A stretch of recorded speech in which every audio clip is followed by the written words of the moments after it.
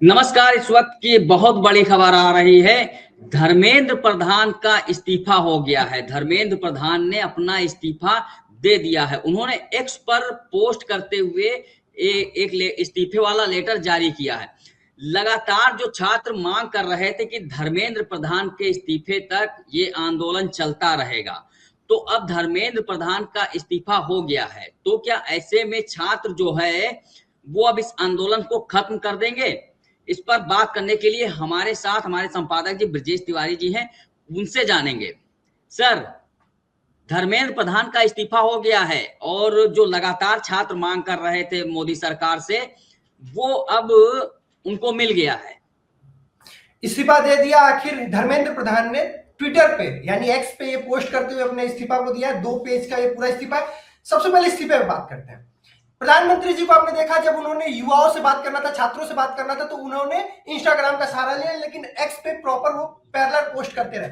लेकिन जब धर्मेंद्र प्रधान ने अपना इस्तीफा दिया तो उन्होंने एक्स पे दिया, पहली चीज।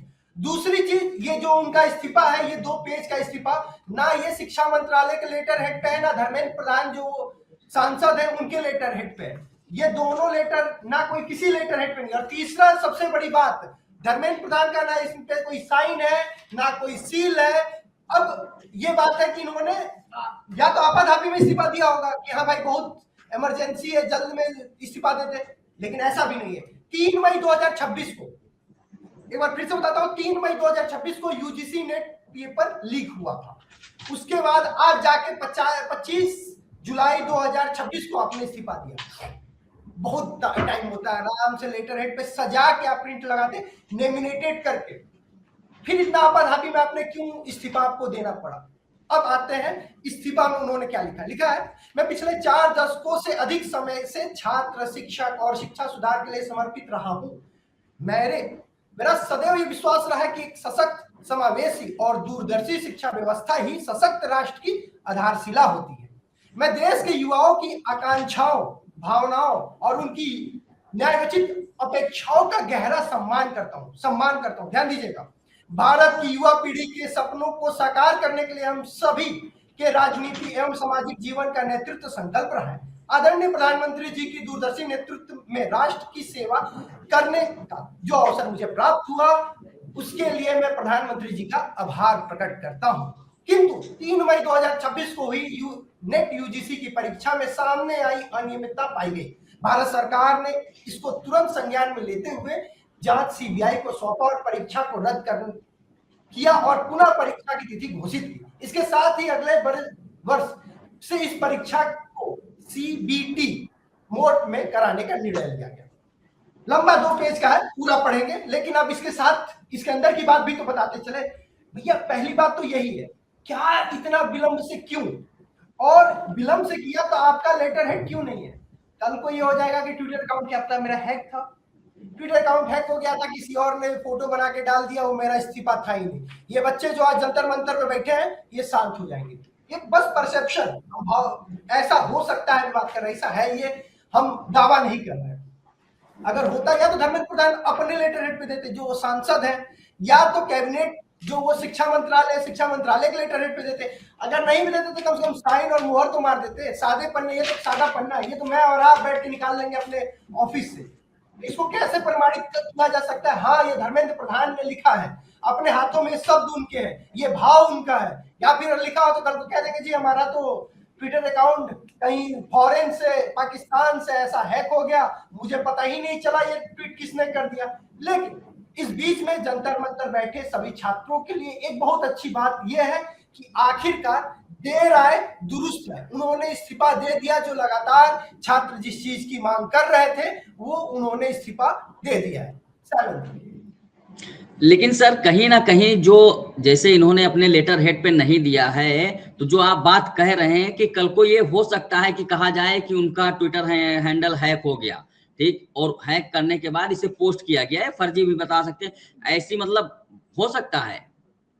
अरे मैं कह रहा हूं ये छोटी चीज नहीं है। धर्मेंद्र प्रधान इस्तीफा दे रहे हैं, फुटेज का टाइम है, जो फुटेज लेने में हर सरकार, हर राजनीतिक दल आगे रहते, ये वो वाला टाइम था। आप आते, प्रेस कॉन्फ्रेंस करते, पूरा प्रॉपर वीडियो फुटेज मिलता है, इंस्टाग्राम के लिए शॉर्ट्स मिलता, फेसबुक के लिए शॉर्ट्स मिलता, आप आते हैं और कहते हैं जी मैं अपने नैतिक आधार पे या छात्रों के पे हो रहे लाठीचार्ज उनकी मांग पे मैं इस्तीफा देता हूं, बस इतना ही कहना था। और एक बात और, मैं पहले दिन से बात कह रहा हूं, जब पेपर लीक हुआ तब से ही कह रहा था, आखिर 3 मई के बाद आप 25 जुलाई का दिन क्यों लेके आते हैं? अरे आपको इस्तीफा देना था, खट खट खट इस्तीफा देते, प्रधानमंत्री अपने पास उस मंत्रालय को अटैच कर लेते, धर्मेंद्र प्रधान को कोई और मंत्रालय दे देते, कैबिनेट रिसफल कर देते, लेकिन नहीं। एक ट्रेंड है ना, मीटू वाला मामला आया था, मीटू वाले मामले में उस समय एक राज्य मंत्री फंसे, उन्होंने तुरंत नैतिक आधार पर, बीजेपी सरकार में एक बार मुझे जो याद आता है वो वही एमजे अकबर साहब, उन पे मीटू का आरोप लगा था, राज्य मंत्री थे, केंद्रीय गृह राज्य मंत्री थे, उन्होंने अपने पद से नैतिक आधार पे उन्होंने इस्तीफा दिया। उसके बाद ये प्रचलन मुझे लगता है बीजेपी में नैतिक आधार वाला खत्म हो गया, चाहे कोई भी मामला हुआ। अभी इनको एक चीज का डर ये था कि अच्छा ये तो बात है कि अभी ये पेपर लीक पे मांग रहे हैं, कल कहीं मांगने लगे कि आपने एथेनॉल किससे पूछ के लगाया उस पर बैठ जाए, तो उसके बाद ये राम मंदिर को आपने सही से कोऑर्डिनेट नहीं किया उस पर बैठ जाए, फिर क्या होगा? तो इनको ये भी था कि ठीक है, इनको इसमें बताना ये जरूरी है कि हम इस हर किसी की बात में आके इस्तीफा नहीं देंगे। लेकिन ये जो बच्चे हैं ना, ये किसी कंट्रोल में नहीं आए, समझ ही में नहीं आए। आप सूर्यवंशी की फोटो से इसको मिलान कीजिएगा, ये वाला फोटो इशारे कर रहे थे, ये किस चीज का इमोजी है, ये किस चीज का मुझे नहीं पता। कुछ दिन पहले मुझे मेरी बेटी है तो उससे मुझे पता चल गया ये लव का सिंबल है। इस तरह इशारे करते थे पुलिस वाले को, ये इशारे करते थे दिल के, तो अलग अलग तरीके से इशारे, और उनको जैसे रोस्ट करना, स्नैपचैट पे अलग अलग फेस लगा के, अंकल जी आज नहीं ना मारोगे। अब ये आज तक समझ में नहीं, ये प्रोटेस्ट इनके समझ के बाहर था, क्योंकि इससे पहले कभी भी प्रोटेस्ट हुआ होगा सैलन जी, आपको भी याद होगा कि क्या होता था, आगजनी हो जाती थी, दंगा हो जाता था, पुलिस ने मारा, 1 2 किंचित जगह ऐसा आया कि जवाब दिया छात्रों ने, जो गलत है, मतलब किसी तरीके की हिंसा गलत है, हम गांधी के देश में रहते हैं, ये एकदम किसी भी तरीके से स्वीकार नहीं किया जा सकता। लेकिन आप देखिए कहीं ऐसा हिंसा आप नहीं पाएंगे। एक लड़की का कल मैं वीडियो देख रहा था, एक छात्रा है, उसने बहुत अच्छी तरह से कहा कि यहाँ पे जो जेनजी लड़के हैं उनकी बहुत अच्छा इसमें रोल रहा प्रोटेस्ट को कामयाब करने में, क्योंकि जितनी भी लड़के अपने घर से निकल के आए उनको इन्होंने बहुत सुरक्षित महसूस कराया, चाहे लड़ाई हो रही थी, मार पड़ रही थी, तो वो खुद आगे आए, उनको वो इन्वायरमेंट दिया वो सुरक्षित होने वाला कि वो अपने घर से निकल के आए, और इसलिए वो प्रोटेस्ट कामयाब हो रहा साले। तो लेकिन कहीं ना कहीं जो ये इस्तीफा इन्होंने धर्मेंद्र प्रधान का सामने आया है, उन्होंने दिया है, तो उसके पहले आखिर इस पर सवाल ये भी खड़ा हो रहा है कि कल तक जो सरकार है वो ये कह रही थी कि इस्तीफा देना किसी भी चीज का समाधान नहीं होता है, और इस्तीफा देने का मतलब है कि अपनी जिम्मेदारियों से पीछे भागना, मुंह मोड़ लेना, तो इस्तीफा नहीं होगा। लेकिन कल वो बयान आता है और आज धर्मेंद्र प्रधान का इस्तीफा हो जाता है। तो ऐसी क्या मजबूरी आ गई रात भर में 24 घंटे में कि धर्मेंद्र प्रधान को अचानक से इस्तीफा देना पड़ गया, और वो भी अपने लेटर पैड पे नहीं जारी करते हैं वो। देखिए शैलेंद्र, ये बच्चे जेनजी हैं, मतलब युवा पीढ़ी, युवा दशा और दिशा दोनों तय करता है, भविष्य का अपना भी और देश का भी। आज हम बहुत फख्र से कहते हैं कि गूगल का सीईओ हमारे देश का है, हम बहुत फख्र से कहते हैं एचपी का सीईओ हमारे देश का है, एडोब का सीईओ हमारे देश का है, एचसीएल का सीईओ हमारे देश का है। ये क्यों कह लेते हैं? क्योंकि हमारा युवा सही टाइम पे उसने सही निर्णय लिया और जाके उसने सही पढ़ाई करके जाके बाहर देश का नेतृत्व किया। ये युवा को सब पता है, इसको पता है अपने अधिकार, इसको पता है कि इसे क्या चाहिए, इसको क्या क्या अधिकार दे। संविधान लेके गए हैं कि हमें ये प्रस्तावना में ये अधिकार मिले हुए, क्यों नहीं होगा?